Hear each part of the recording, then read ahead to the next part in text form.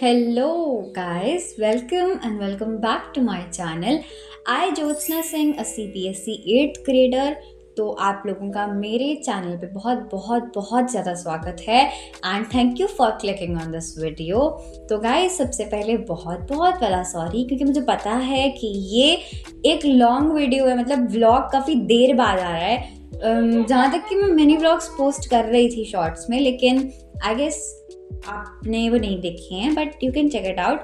तो मैं वो भी पोस्ट कर रही थी, लेकिन मतलब एग्ज़ाम्स ख़त्म हुए, मैं बताती हूँ। जैसे मेरे एग्ज़ाम्स ख़त्म हुए, फिर उसके बाद दिन काफ़ी हेक्टिक्स होने लग पड़े, मतलब फिर नया सिलेबस स्टार्ट हो गया था, एकदम नई नई चीज़ें। तो उसमें मैं थोड़ा एडजस्ट नहीं कर पा रही थी। टाइम टेबल भी साथ में चेंज हो गया था, क्योंकि सर्दियाँ आने वाली हैं, तो स्कूल टाइमिंग्स वगैरह सब कुछ मेरा, मतलब पूरे का पूरा स्केड्यूल मेरा यहाँ वहाँ हो गया था। तो उसको ठीक करने का टाइम लगा, और फिर बहुत मुश्किल से ये वीडियो शूट की। तो अब मैं आपको बताती हूँ कि ये वीडियो कब की है, यानी कि क्लिप्स कब की है।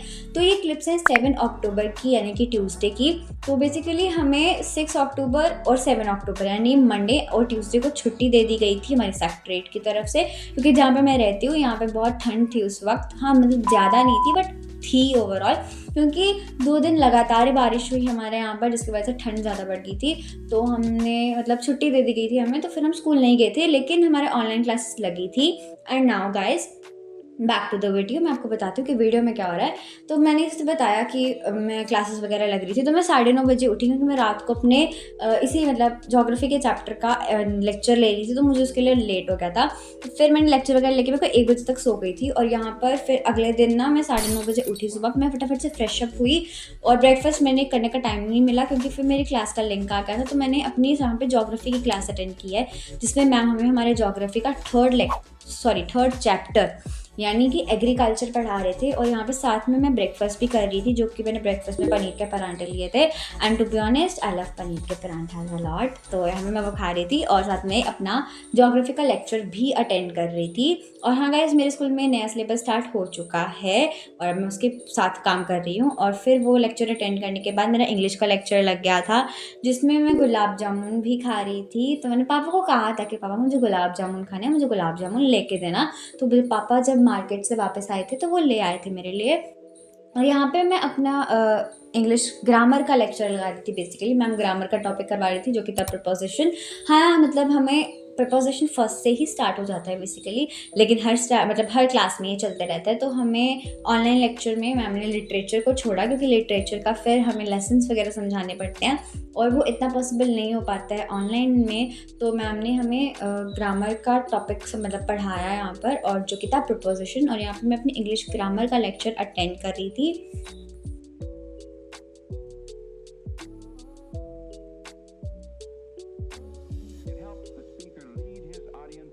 और अब अगर मैं बात करूं कि मेरे हाफ ईयरली के एग्ज़ाम्स कैसे गए थे, तो मैं टू बी ऑनेस्ट करके कहती हूँ कि मेरे एग्ज़ाम्स बिल्कुल भी अच्छे नहीं गए थे। मतलब इतने घटिया एग्ज़ाम्स गए ना मेरे, और इन एग्ज़ाम्स ने मुझे मेरी औकात दिखा दी भाई। सच कह रही हूँ कि मैं कहाँ पर, मतलब कितने पानी में हूँ मैं। मतलब इतने भी बुरे नहीं थे, बट बुरे भी थे, मतलब ओवरऑल मॉडरेट ही थे। तो अब मैं जिस हिसाब से एग्ज़ाम देकर आई हूँ अपने साथ सारे के सारे, तो मेरे को लग रहा है कि हाँ, पास तो हो ही जाऊँगी भाई। ठीक है, तो अब रिजल्ट हमारा आने वाला है, क्योंकि स्कूल में टीचर्स बात कर रहे थे, मतलब स्टूडेंट्स को ही कह रहे थे कि तुम लोग टेंशन मत लो, तुम्हारी दिवाली से पहले मन जाएगी। तो हमें समझ आ गया कि हमारा रिजल्ट दिवाली से पहले आ जाएगा। और मैं बताती हूँ वीडियो में क्या चल रहा है बेसिकली। तो मैं वही अपना इंग्लिश का लेक्चर वगैरह अटेंड कर रही हूँ। और इंग्लिश, मतलब उस दिन मेरे सिर्फ 2 ही लेक्चर लगे थे ऑनलाइन, जो कि थी एसएसटी की, यानी कि ज्योग्राफी की, और इंग्लिश का लेक्चर। और उसके बाद हमारा कोई भी लेक्चर नहीं लगा था।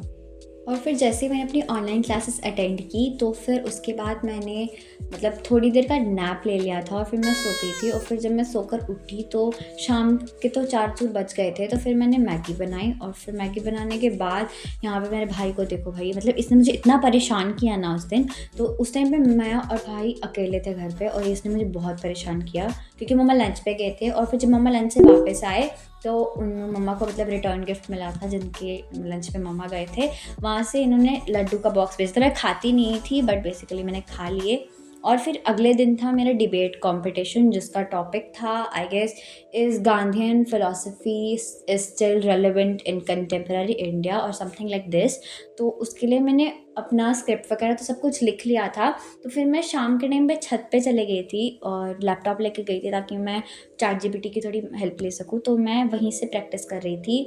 लाइक मतलब मेरे को था कि मेरे को डिबेट जीतना है, बट टू बी ऑनेस्ट करके बोलूँ कि डिबेट अगले दिन कैंसिल हो गई थी, फिर वो पोस्टपोन कर दी गई थी।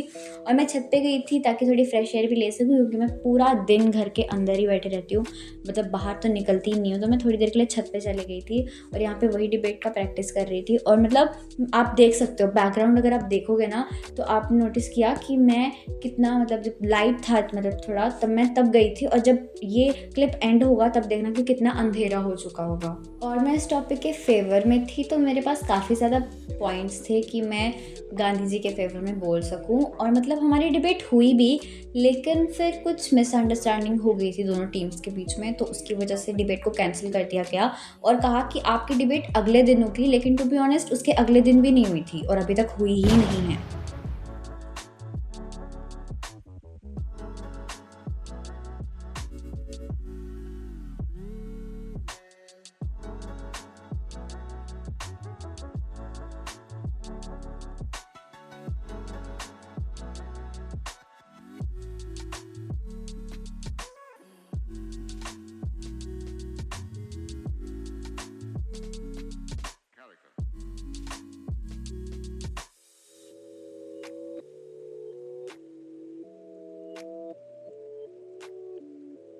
और फिर जैसे ही मैं अपनी प्रैक्टिस करके छत से नीचे अपने रूम में गई, तो अब आप लोग देखो कि वहाँ पर क्या चल रहा था। मम्मा, how much would you rate to these laddoos?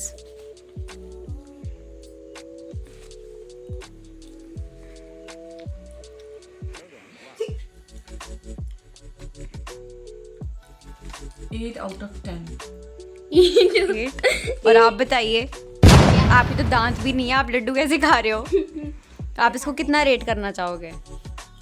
ये तो है ही लड्डू पगलू, इसके लिए तो 10 में से 100 होगा पूरा। और फिर फैमिली के साथ टाइम स्पेंड करके और डिनर वगैरह सब कुछ मतलब करके मैं फिर से पढ़ने के लिए बैठ गई थी, जिसमें मैं अपना होमवर्क कर रही थी जो मेरे को मिला हुआ था। क्योंकि बेसिकली नेक्स्ट डे यानी कि वेडनेसडे को हमें स्कूल जाना था। अप्रॉक्सी 3 छुट्टियों के बाद मतलब हमने स्कूल जाना था। तो मैम ने ग्रुप में कुछ क्वेश्चंस करने के लिए बोले थे, मतलब हॉलीडे मतलब होमवर्क हमें भेजा हुआ था। So I was doing that one. तो हमें NCERT के कुछ क्वेश्चंस बोले थे ज्योग्राफी के चैप्टर 3 एग्रीकल्चर से। तो यहाँ पे मैं अपनी फेयर नोटबुक पे वो निकाल रही थी और यहाँ पर लेक्चर भी अटेंड कर रही थी। इसका रिवीजन लेक्चर मतलब ले तो लिया था मैंने पहले, बट स्टिल मैं इसका एक और रिवीजन लेक्चर या फिर आप वन शॉट वीडियो भी कह सकते हो, वो भी अटेंड कर रही थी। और यहाँ पे मैं उसका काम भी साथ साथ में कर रही थी।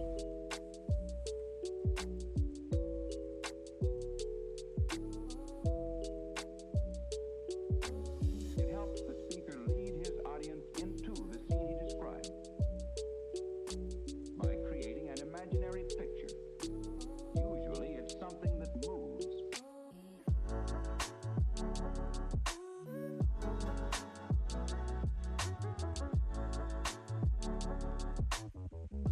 और मैंने जितने भी क्वेश्चंस के आंसर्स लिखे वो मैंने सारे अपनी NCERT बुक से ही ढूंढ के लिखे।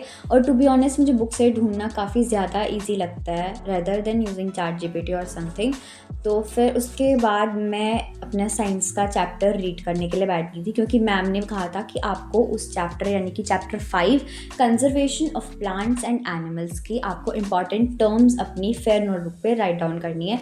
लेकिन मैंने ये चैप्टर रीड नहीं किया था, हाउएवर स्कूल में हो गया था, लेकिन I was not present at that time. तो मैंने ये मतलब मैंने क्लास ही नहीं लगाई थी उस दिन, तो फिर मैंने ये रीड भी नहीं किया था। तो मैं यहाँ पे पहले उसको रीड कर रही थी और रीड करने के साथ साथ जो भी मेरे को इम्पॉर्टेंट टर्म लग रही थी ना, मैं उसको हाईलाइट भी कर रही थी। और जो मैंने जितनी भी इम्पॉर्टेंट टर्म्स, आई गेस मैंने कोई 13 to 15 इम्पॉर्टेंट टर्म्स लिखी होंगी, तो मैं उसको बुक से ही ढूंढ रही थी। और बुक से जो भी मतलब बुक में पूरा बुकिश लैंग्वेज में मैंने नहीं लिखा, खुद से बनाकर लिखा।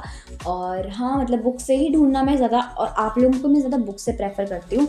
अगर आपको उस कंटेंट के ज़्यादा मतलब ऐसा डीपर नॉलेज चाहिए आप उस टॉपिक की, so you can use Google, Gemini, Grok, YouTube, ChatGPT और समथिंग एल्स। परप्लेक्सिटी भी कर सकते हो। लेकिन मेरे को तो मतलब फेयर नोटबुक पे ही काम करना था और साथ में मैम ने भी कहा था कि आपको चैप्टर में से ही निकाल के करने हैं, तो मैं यहाँ पे रीड भी कर रही थी। इससे में क्या हुआ, मतलब मेरा रीडिंग भी हो गया और मैंने इंपॉर्टेंट टर्म्स को हाईलाइट भी कर लिया और फिर उसके बाद मेरा होमवर्क भी हो गया।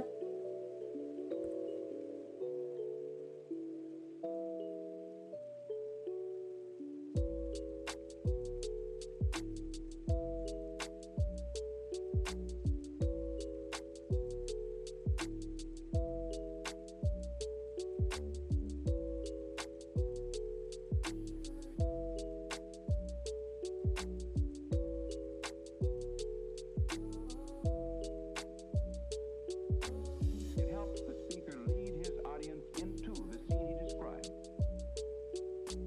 by creating an imaginary picture. Usually, it's something that moves.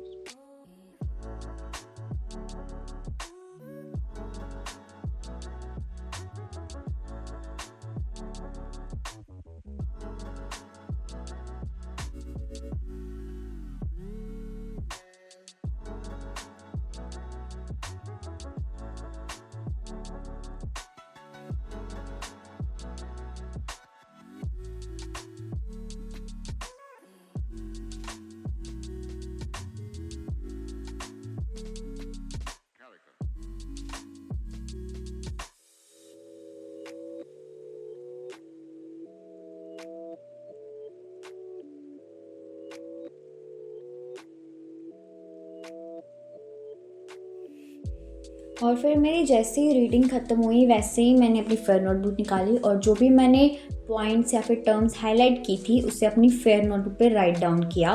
जबकि मेरी हैंड राइटिंग इतनी अच्छी हो ही नहीं रही थी, लेकिन फिर भी मैंने राइट डाउन किया क्योंकि मुझे होमवर्क तो करना ही था ना।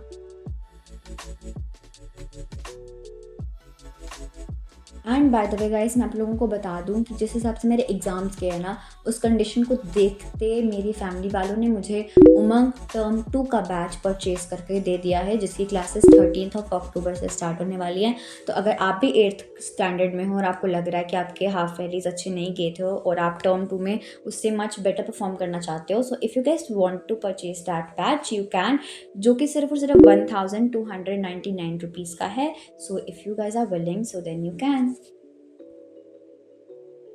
गाइस एट लास्ट 12 बजे मैंने सब कुछ क्लोज कर दिया और ये देखो मेरी हैंड राइटिंग और जो मैंने साइंस के इंपॉर्टेंट टर्म्स लिखी थी। एंड या guys that's all for today. Subscribe for more.